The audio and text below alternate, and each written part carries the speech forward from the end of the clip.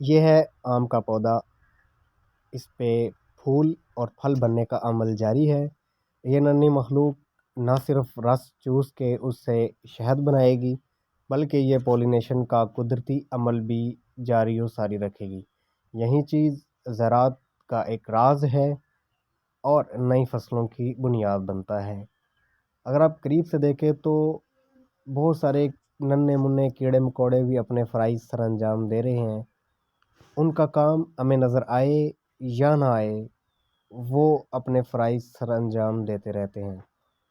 یہ نہ صرف کسان کی محنت، زمین کی زرخیزی اور وسائل کی پیداوار ہے، بلکہ یہ خدا کا ایک کرم اور خدا کی دین ہے کہ ہر مخلوق ایک دوسرے کے ساتھ جڑی ہوئی ہے اور ایک دوسرے پر مکمل انحصار کرتی ہے۔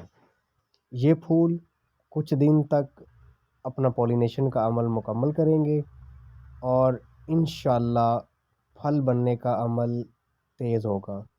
یہ 10 دن کا پروسیجر ہے، اس کے بعد پھل بننے کا عمل ہوتا ہے اور اس کے بعد پھر یہ ٹنل ہٹا دی جائے گی۔